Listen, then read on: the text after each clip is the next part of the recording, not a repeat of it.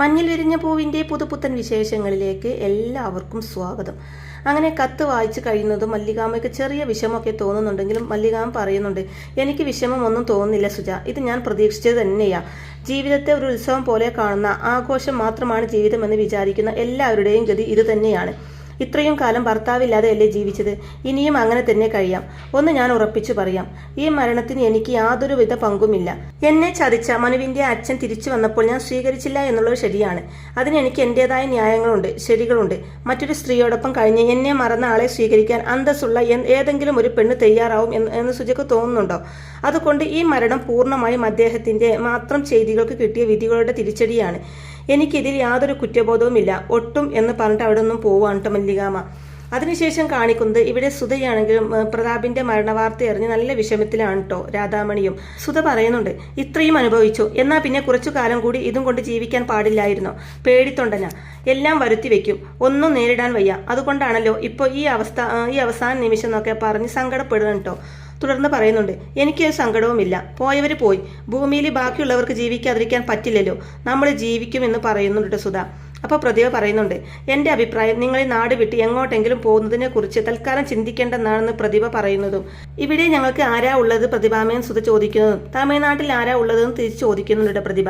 അപ്പോൾ സുധ പറയുന്നുണ്ട്, അവിടെ ഞങ്ങൾക്ക് കയറി കിടക്കാൻ ഒരു വീടുണ്ട്, ഇവൾക്ക് ചെറിയൊരു ജോലിയുമുണ്ട്, റേഷൻ വാങ്ങിയിട്ടാണെങ്കിലും ഞങ്ങൾക്ക് അവിടെ ജീവിക്കാൻ പറ്റുമെന്ന് പറയുന്നുണ്ട് സുധ. അതൊക്കെ ഇവിടെയും ഉണ്ടാകും, ഞാൻ ഉണ്ടാക്കിത്തരും. ഇപ്പൊ പ്രതാപ് പോയെന്നേ ഉള്ളൂ, മല്ലികയെക്കാളും കോടീശ്വരി തന്നെയായിരുന്നു ഞാൻ. എൻ്റെ മകൻ വരുത്തി വെച്ച കടം കാരണം ബാങ്ക് അക്കൗണ്ട് മുഴുവൻ മരവിപ്പിച്ചിരിക്കുക. അല്ലായിരുന്നെങ്കിൽ ക്യാഷിനൊന്നും ഒരു പഞ്ഞവും ഉണ്ടാവില്ലായിരുന്നു.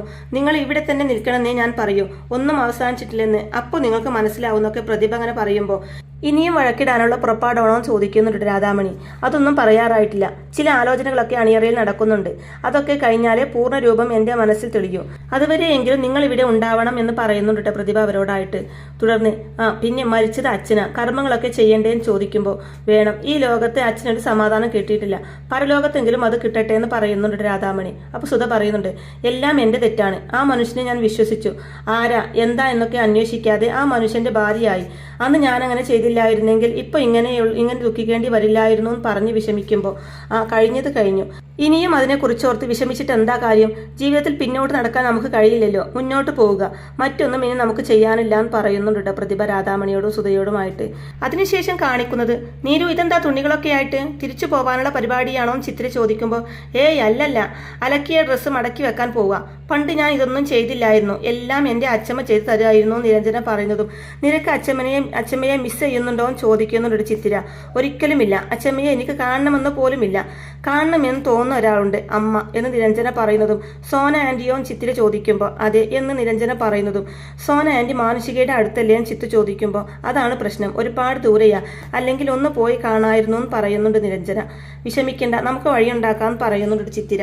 തുടർന്ന് അതിനു മുമ്പ് നമ്മൾ മാത്രം ചെയ്യേണ്ട ഒരു ജോലിയുണ്ട്. ഇതുവരെ ഉണ്ടായ എല്ലാ പ്രശ്നങ്ങളും അച്ഛമ്മയാണല്ലോ തീർത്തത്, ഈ ഒരു പ്രശ്നം നമ്മളായിട്ട് തീർക്കണം, നമ്മൾ മാത്രമായിട്ട് ചിത്തിര പറയുന്നതും. ഇനിയും പ്രശ്നമോ? സുധാന്റിയുടെ കേസൊക്കെ തീർന്നില്ലേന്ന് ചോദിക്കുന്നുണ്ട് നിരഞ്ജന. സുധാന്റിയുടെ കേസ് തീർന്നു, തീരാത്ത ഒരു കേസ് കിടപ്പുണ്ട്. കേസല്ല, ഒരു സംശയം.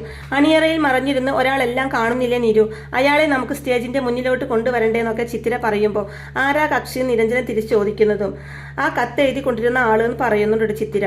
തുടർന്ന് പറയുന്നുണ്ട്, സ്ഥിരമായ ഇടവേളകളിൽ അയാളല്ലേ ഓരോ വിവരവും ഓരോരുത്തരെ അറിയിച്ചു കൊണ്ടിരുന്നത്, അയാൾ ആരാണെന്ന് കണ്ടുപിടിക്കേണ്ടേ നമുക്ക് എന്ന് പറയുന്ന ചിത്തിരയോട്. തീർച്ചയായിട്ടും കണ്ടുപിടിക്കണം, പക്ഷേ നമ്മളെ കൊണ്ടതിന് പറ്റുമോ? അയാളെ കുറിച്ച് ഒരു സൂചന പോലും ഇല്ലല്ലോ നമ്മുടെ കയ്യിൽ എന്നൊക്കെ പറയുന്നുണ്ട് നിരഞ്ജന. അപ്പോൾ അത് കേൾക്കുന്ന ചിത്തിര പറയുന്നുണ്ട്, നാളെ ഹരി വരും, എന്തായാലും വെക്കേഷനാ, നമുക്ക് 3 പേർക്കും കൂടി ആ കത്തിന്റെ പുറകെ പോയാലോ? ആരാണ് ഈ എഴുതുന്നത്? എങ്ങനെയാണ് ഇത്ര കൃത്യമായിട്ട് അയാൾ ഈ രഹസ്യങ്ങളൊക്കെ അറിയുന്നത്? കണ്ടുപിടിക്കുന്നത് കൊണ്ട് പ്രത്യേകിച്ച് എന്തെങ്കിലും ഗുണം ഉണ്ടോ എന്ന് ചോദിച്ചാൽ എനിക്കതിന് കൃത്യമായിട്ട് മറുപടി ഒന്നും പറയാൻ പറ്റില്ല. എന്നാലും കുട്ടികൾ എന്ന നിലയിൽ നമ്മുടെ ബാധ്യതയെ അയാളെ കണ്ടുപിടിക്കലെന്ന് എൻ്റെ മനസ്സ് പറയുന്നു. എന്ത് വില കൊടുത്തും അയാളെ നമുക്ക് കണ്ടുപിടിച്ചേ പറ്റൂ, ഒന്നും ആരും അറിയണ്ട, എല്ലാം നമ്മൾ മാത്രം അറിഞ്ഞാൽ മതി എന്നൊക്കെ പറഞ്ഞു കൊടുക്കുന്നുണ്ട് ചിത്തിര നിരഞ്ജനയ്ക്ക്. എന്ത് പറയുന്നു ചോദിക്കുമ്പോൾ ഞാൻ റെഡിയാ, ഒരു ത്രില്ലുണ്ട് ആ ഇൻവെസ്റ്റിഗേഷനോട്, വെറുതെ കളിച്ചു കളയുന്നതിൽ നല്ലത് വെക്കേഷൻ ഇതുപോലെയുള്ള നല്ല കാര്യങ്ങൾക്ക് വേണ്ടി ഉപയോഗിക്കുന്നതാ. ഹരി വരട്ടെ, നമുക്ക് 3 പേർക്കും കൂടി അന്വേഷിക്കാന്ന് പറഞ്ഞിട്ട് നിരഞ്ജന അവിടെ നിന്നും പോവാണ് കേട്ടോ. അതിനുശേഷം നമ്മുടെ ഹരി വരികയാണ് കേട്ടോ. ചിത്തിരിയും നിരഞ്ജനിയും ആണെങ്കിൽ വഴിയിൽ കാത്തു നിൽക്കുന്നുണ്ട് കേട്ടോ ഹരിയെ. ഹരി അവരുടെ അടുത്തേക്ക് എത്തുന്നതും തനിച്ചേ ഉള്ളൂ, ഓട്ടോ മാമൻ വന്നില്ലേ എന്നൊക്കെ ചിത്തിര ചോദിക്കുന്നതും ഇല്ല, വെക്കേഷൻ എനിക്കല്ലേ ചിത്തു, അച്ഛനല്ലല്ലോ എന്ന് പറയുന്നുണ്ട് കേട്ടോ ഹരി. എന്ത് ചെയ്യണമെന്നറിയാതെ ഇരുന്നപ്പോഴാണ് നിന്റെ ഫോൺ വന്നത്. അപ്പൊ തന്നെ ചാടി പുറപ്പെട്ടു. ഇതിനിടയിൽ ഒരുവിധം 10ാം ക്ലാസ് എന്ന കടമയും കഴിഞ്ഞു എന്നൊക്കെ പറയുന്നുണ്ട് കേട്ടോ ഹരി.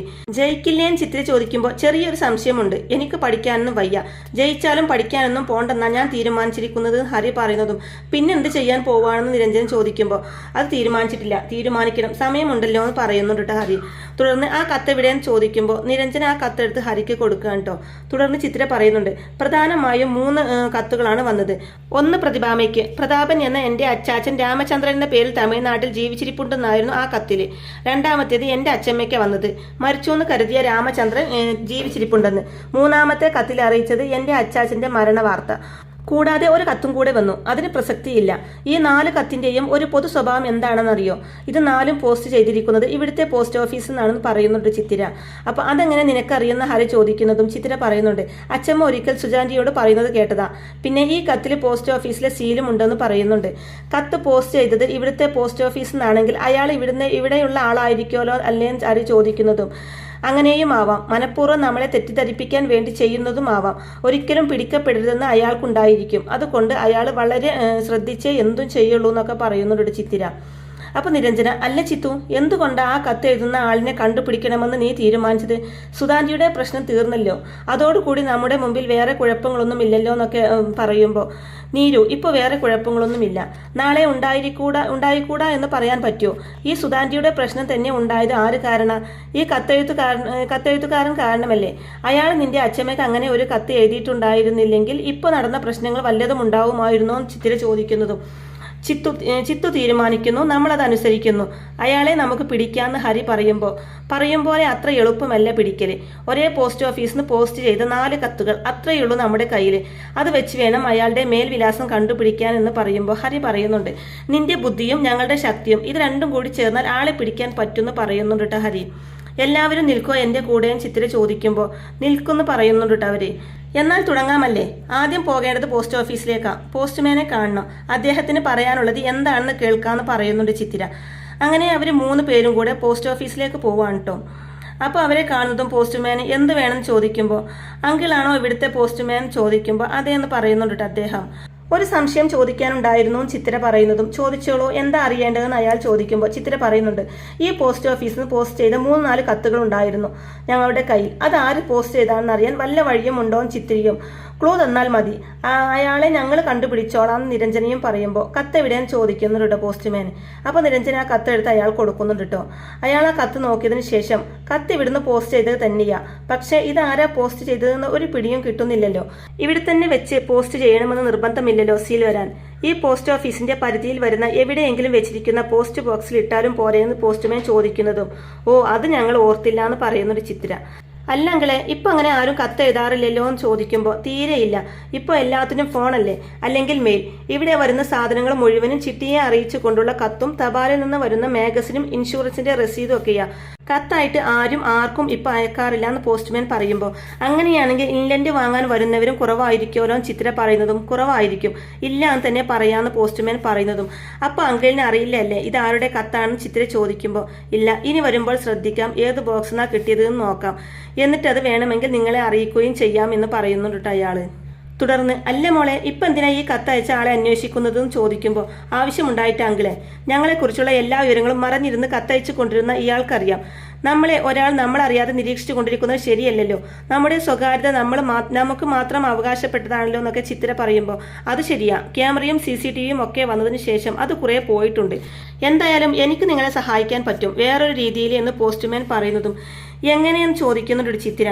കത്തെഴുതിയ ആളെ ഓർമ്മ വന്നോന്ന് ഹരി ചോദിക്കുമ്പോൾ അതൊന്നുമല്ല, ഞാനൊരാളുടെ പേര് പറയാം, നിങ്ങൾ അയാളെ ചെന്ന് കണ്ടാൽ മതി. കൈയക്ഷര വിദഗ്ധന. കൈയക്ഷരം കണ്ട് ഇത് എഴുതിയ ആളിന്റെ സ്വഭാവം പറയും. ആ ലക്ഷണങ്ങൾ വെച്ച് നിങ്ങൾക്ക് ഊഹിച്ച് കണ്ടുപിടിക്കാൻ പറ്റിയാലോ എന്ന് ചോദിക്കുമ്പോൾ ശരിയാണെങ്കിലെന്ന് പറയുന്നുണ്ട് ചിത്തിര. അതിനുശേഷം അവർ 3 പേരും കൂടെ പോസ്റ്റ്മാൻ പറഞ്ഞ കൈയക്ഷരം നോക്കി സ്വഭാവം പറയുന്ന ആ ആളുടെ വീട്ടിലെത്തി കാത്തിരിക്കുകയാണ് കേട്ടോ. അപ്പോൾ അയാൾ അങ്ങോട്ടേക്ക് വരുന്നുണ്ട് കേട്ടോ. ഓഫീസിലെ കാര്യങ്ങളൊക്കെ ആയിട്ട് കുറച്ച് തിരക്കിലായിരുന്നു, അതാ വൈകിയത്. എന്താണ് കാര്യം പറയൂന്നൊക്കെ അദ്ദേഹം പറയുമ്പോൾ ചിത്തിര പറയുന്നുണ്ട്, ഞാൻ ചിത്തിര, പോസ്റ്റ്മാൻ പറഞ്ഞിട്ട് വരുന്നതാ. ഓ, കത്തിന്റെ പുറകിലെ അന്വേഷണം. കത്ത് കൊണ്ടുവന്നിട്ടുണ്ടോ എന്ന് ചോദിക്കുമ്പോൾ നിരഞ്ജന ആ കത്ത് അദ്ദേഹത്തിന് എടുത്തു കൊടുക്കുന്നുണ്ട് കേട്ടോ. തുടർന്ന് അദ്ദേഹം ആ കത്തിലെ കൈയക്ഷരം നോക്കുന്നുണ്ട് കേട്ടോ. തുടർന്ന് അദ്ദേഹം പറയുന്നുണ്ട്, ഇപ്പോൾ കൈയക്ഷരം നോക്കി ഇങ്ങനെ പറയലൊന്നും പതിവില്ല. കമ്പ്യൂട്ടർ വന്നേ പിന്നെ എല്ലാവരും എഴുത്ത് അതിലാക്കിയില്ലേ, പിന്നെ കൈയക്ഷരത്തിന് എന്താ പ്രസക്തി? തുടർന്ന് നിങ്ങൾക്ക് എന്താ അറിയേണ്ടതെന്ന് ചോദിക്കുമ്പോൾ ആ കത്തിലെഴുതിയ ആളെ കണ്ടുപിടിക്കാനുള്ള ഓട്ടത്തിലാണ് ഞങ്ങളെന്ന് ചിത്ര പറയുന്നതും ആരാ ആളെന്ന് പറഞ്ഞു തരാൻ എനിക്ക് പറ്റില്ല, ചില ലക്ഷണങ്ങൾ പറഞ്ഞു തരാം, അത് വെച്ച് ഊഹിച്ചോളണമെന്ന് പറയുമ്പോൾ മതി, അതെങ്കിലും മതിയെന്ന് പറയുന്നുണ്ട് ചിത്ര. അങ്ങനെ അയാൾ ലെൻസ് വെച്ച് കൈയക്ഷരം നോക്കിയിട്ട് പറയുന്നുണ്ട്, ഇത് എഴുതിയിരിക്കുന്നത് ഒരു പുരുഷനാ, 50 വയസ്സിന് മുകളിൽ വരും പ്രായം, ഉപയോഗിച്ചിരിക്കുന്നത് പഴയ ലിപിയ, അതുകൊണ്ടാ പ്രായം കൂടുതലാണെന്ന് പറയാൻ കാരണം എന്ന് പറയുന്നുണ്ട് കേട്ടോ. വേറെന്തെങ്കിലും ചിത്ര ചോദിക്കുമ്പോൾ ഇയാൾക്ക് വാദത്തിന്റെ അസുഖമുണ്ട്, പേന ശരിക്കും പിടിക്കാൻ പറ്റാത്ത ഒരു കൈ ഇങ്ങേർക്കുള്ളത് എന്ന് അദ്ദേഹം പറയുന്നതും വാദത്തിന്റെ അസുഖമുള്ള ആരാ നമ്മുടെ പരിചയത്തിലുള്ളത്, നീരുവിന് ആരെയെങ്കിലും ഓർമ്മ വരുന്നുണ്ടോ എന്ന് ചോദിക്കുമ്പോൾ ഇല്ല എന്ന് പറയുന്നുണ്ട് നിരഞ്ജന. ഇയാൾ സ്ഥിരമായിട്ട് എഴുതുന്ന ആളൊന്നുമല്ല, ഈ കത്തെഴുതാനായിരിക്കും ഈ ഇടയായിട്ട് ഇയാൾ പേന ഉപയോഗിച്ചത്, പിന്നെ അധിക വിദ്യാഭ്യാസമൊന്നും ഇയാൾക്കില്ലാന്ന് അദ്ദേഹം വീണ്ടും പറയുന്നതും വേറെ വിവരങ്ങളും ചിത്ര ചോദിക്കുന്നതും ഇത്രയും വിവരങ്ങൾ ഇതിൽ നിന്ന് കിട്ടുന്നുള്ളൂ എന്ന് പറയുന്നുണ്ട് അദ്ദേഹം. അപ്പോൾ ചിത്ര 50 വയസ്സ്, പുരുഷൻ, വാദത്തിന്റെ അസുഖമുണ്ട്, സ്ഥിരം കത്തെഴുതുന്ന ആളല്ല, വിദ്യാഭ്യാസം കുറവാണെന്നൊക്കെ പറയുന്നതും ഇത് വെച്ച് കണ്ടുപിടിക്കണം. പണ്ട് ചില പോലീസുകാർ വരുമായിരുന്നു ഊമക്കത്തും കൊണ്ട്, അത് വെച്ച് ലക്ഷണങ്ങൾ ഇതുപോലെ പറഞ്ഞു കൊടുക്കും. മിക്കവാറും കേസിൽ എഴുതിയവരെ അകത്താകും, പിന്നാലെ പ്രതികളും. ഈ കേസിൽ നിങ്ങൾക്ക് അത് സാധിക്കട്ടെ എന്ന് ആശംസിക്കുന്നു. ഈ കത്തെഴുതിയ ആളെ നിങ്ങൾക്ക് എത്രയും പെട്ടെന്ന് കണ്ടുപിടിക്കാൻ കഴിയട്ടെ എന്നൊക്കെ പറയുന്നുണ്ട് അദ്ദേഹം. തുടർന്ന് യാത്ര പറഞ്ഞ് അവരവിടുന്ന് പോവാൻ കേട്ടോ. അവരങ്ങനെ ചിരികളികളൊക്കെ ആയിട്ട് നടന്നു പോകുന്ന സമയത്താണ് കേട്ടോ തേവരുടെ കാർ വന്ന് മുമ്പിൽ നിൽക്കുന്നത്. തുടർന്ന് ശിവദാസനും തേവരും കൂടി കാറിൽ നിന്നിറങ്ങി.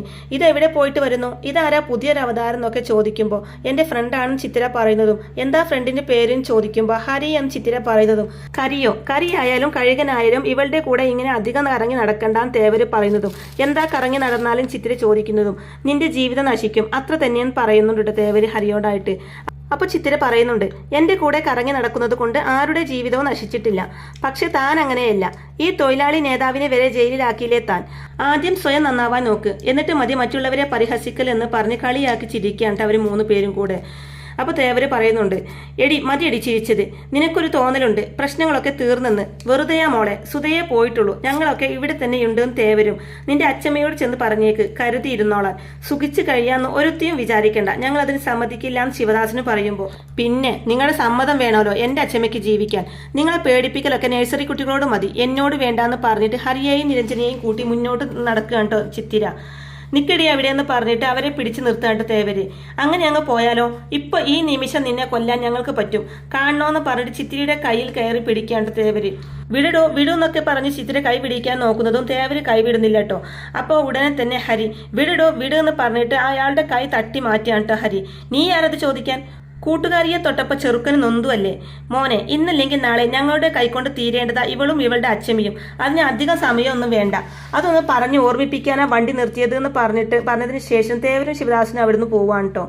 അങ്ങനെ അവരവിടുന്ന് പോയതിനു ശേഷം വേദനിച്ചോന്ന് ഹരി ചോദിക്കുമ്പോൾ ഉവ്വ് എന്ന് പറയുന്നുണ്ട് കേട്ടോ ചിത്തിര. ഇതിന് തിരിച്ചടി കൊടുക്കണമെന്ന് ഹരി പറയുന്നതും വേണ്ട ഹരി വിട്ടേക്കെന്ന് ചിത്തിര പറയുമ്പോൾ ഏയ് അങ്ങനെ പറഞ്ഞാൽ പറ്റില്ല, അയാളാരാ നിന്റെ കയ്യിൽ കയറി പിടിക്കാൻ, അയാളെ പണിഷ് ചെയ്യണം, നീ വേണ്ട ഞാനും ഹരിയും മതിയെന്ന് പറഞ്ഞിട്ട് ഹരിയെയും കൂട്ടി പോവുകയാണ് കേട്ടോ തേവരുടെ അടുത്തേക്ക് നിരഞ്ജന. അതിനുശേഷം ശിവദാസൻ തേവരോടായിട്ട് പറയുന്നുണ്ട്, കയ്യിൽ കയറി പിടിക്കണ്ടായിരുന്നു പെൺകുട്ടിയ, കേസ് ഏത് വഴിക്കാ പോകുന്നതെന്ന് അറിയില്ല എന്ന് ശിവദാസൻ പറയുമ്പോൾ എന്താ നിനക്ക് പേടിയുണ്ടോ എന്ന് തേവർ ചോദിക്കുമ്പോൾ എന്റെ പൊളിറ്റിക്കൽ കരിയറിന്ന് ശിവദാസൻ പറയുന്നതും കൊണ്ടുപോയി കളയടോ, ഇങ്ങനെ പേടിച്ചാൽ ജീവിക്കാൻ പറ്റുമോ, സുധയെ കൊണ്ടുവന്ന് ഇറക്കിയുള്ള തന്ത്രങ്ങളൊക്കെ പാളിപ്പോയി, ഇനി പുതിയ തന്ത്രങ്ങൾ ഉണ്ടാക്കി ഇറക്കണം, എങ്കിലേ മല്ലികയെ വെറുക്കാൻ പറ്റൂന്ന് പറയുന്നുണ്ട് തേവര്. അപ്പൊ ശിവദാസൻ പറയുന്നുണ്ട്, അത് ശരിയാ, പക്ഷെ ആലോചിക്കേണ്ട ഒരു കാര്യമുണ്ട്, മല്ലികയെ തകർക്കാൻ നമ്മൾ എന്തൊക്കെ ചെയ്തു, വല്ലവും നടന്നോ, നമ്മൾ ജയിലിലായി എന്നുള്ളതല്ലാതെ അവർക്കൊരു കുഴപ്പവും പറ്റില്ല എന്ന് പറയുന്നുണ്ട് കേട്ടോ. അപ്പോഴേക്കും ഹരിയും നിരഞ്ജനിയും കൂടി അവിടെ എത്തി അവരെങ്ങനെ നോക്കി നിൽക്കുന്നതും കാണിച്ചുകൊണ്ടാണ് കേട്ടോ ഇന്നത്തെ ഈ എപ്പിസോഡ് അവസാനിക്കുന്നത്. അപ്പം എന്തായാലും ആ കത്തിലെ അജ്ഞാതൻ പ്രതിഭയുടെ മരിച്ചുപോയ ഭർത്താവ് കൃഷ്ണദാസനായിരിക്കുമോ? ആർക്കെങ്കിലും ഇങ്ങനെ തോന്നുന്നുണ്ടെങ്കിൽ ഒന്ന് കമൻറ്റ് ചെയ്യണേ. അപ്പോൾ ഈ റിവ്യൂ ഇഷ്ടമായിട്ടുണ്ടെങ്കിൽ വീഡിയോ ലൈക്ക് ചെയ്യാനും ചാനൽ കൂടി ഒന്ന് സബ്സ്ക്രൈബ് ചെയ്ത് സപ്പോർട്ട് ചെയ്യാനും മറക്കല്ലേ ഫ്രണ്ട്സ്. താങ്ക്